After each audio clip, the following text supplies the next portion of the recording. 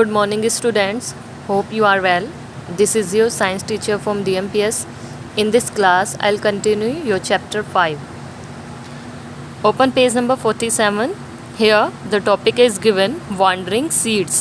Wandering घूमने वाला, जो इधर उधर घूमता है, या हम कह सकते हैं घुमक्कड़. By studying this topic, we will know how the seeds are scattered away from parent plant. We know that plants cannot move. They remain in the same place where they grow, but their seeds can reach far and wide.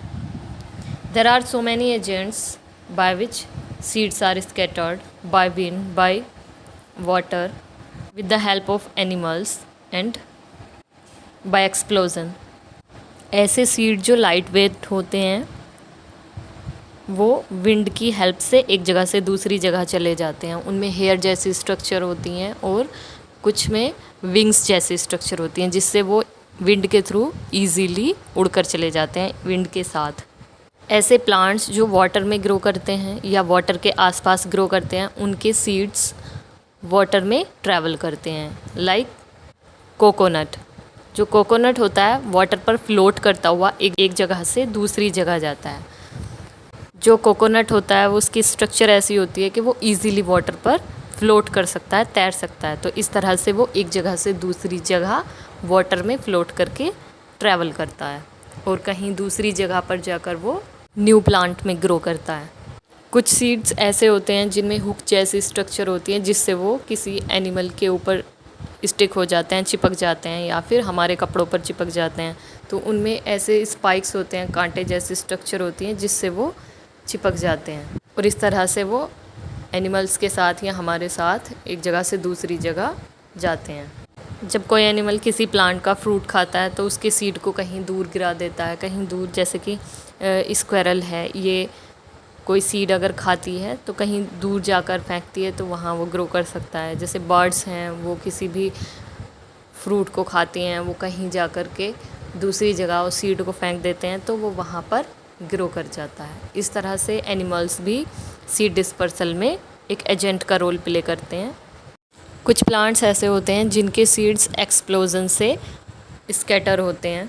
Pease, soybean, ये ऐसे plants हैं जिनके जो pods होती हैं, फलियां होती हैं, एक एक्सप्लोजन से एक फोर्स के साथ फटती हैं, जिससे वो बीज दूर जाकर गिरते हैं. सीड डिस्पर्सल की इम्पोर्टेंस क्या है? ऐसा क्यों ज़रूरी है? सीड डिस्पर्सल की ज़रूरत क्यों होती है? सीड का डिस्पर्सल इसलिए ज़रूरी है कि एक ही तरह के प्लांट्स एक ही जगह पर ग्रो ना करें. अगर सारे सीड्स, किसी भी प्लांट के सारे सीड्स एक ही जगह गिर जाएंगे तो वो एक ही जगह ग्रो करेंगे और वहाँ पर कंपटीशन होगा और वो अच्छे से ग्रो नहीं कर पाएंगे. On page number 48 you can see a story of George menstrual. George menstrual ने वेलक्रो को इन्वेंट किया था. वेलक्रो क्या होता है? वेलक्रो आपके सैंडल में, शूज़ में होता है. इसमें एक साइड पर हुक्स होते हैं, एक साइड पर फर जैसी स्ट्रक्चर होती है, जिसमें वो हुक्स स्टिक हो जाते हैं. वेलक्रो का आइडिया जॉर्ज मेस्ट्रल को कहाँ से आया? This happen in 1948. जब एक दिन वो अपने डॉग को वॉक पर लेकर गए थे. वापस आने पर वो अमेज्ड थे, सरप्राइज्ड हो गए कि कुछ सीड्स उनके कपड़ों पर भी चिपके हुए हैं और उनके डॉग के फर पर भी चिपके हुए हैं. फिर उन्होंने खोजा कि ये किस तरह से चिपक गए हमारे ऊपर. So he observe these seeds under a microscope. उन्होंने माइक्रोस्कोप के अंडर उन्हें ऑब्जर्व किया. उन्होंने देखा कि जो सीड्स थे उनमें छोटे छोटे हुक्स थे, जिसकी वजह से वो कपड़ों पर और डॉग के फर पर उलझ गए थे. इससे मेस्ट्रल को आइडिया आया और उन्होंने वेलक्रो बनाया. On page number 49 a topic is given who came from where. Human being भी सीड डिस्पर्सल में एक इम्पोर्टेंट रोल प्ले करता है. We also carry seeds from one place to another.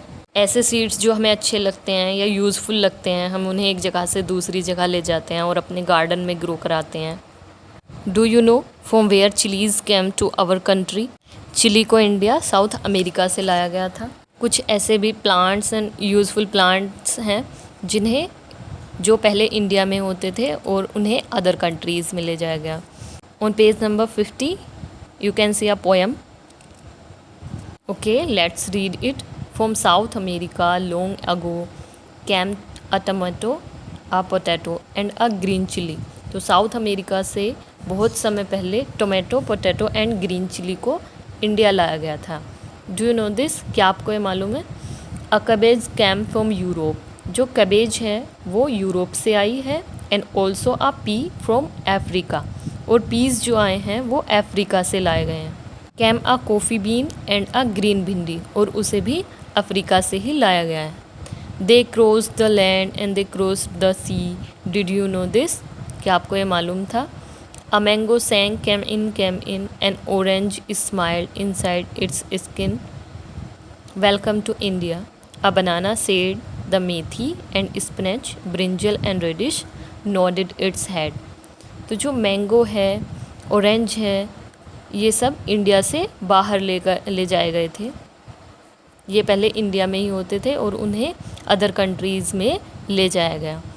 तो इस पोएम से हमें समझ आता है कि ह्यूमन बीइंग कितना इम्पोर्टेंट रोल प्ले करता है सीड डिस्पर्सल में.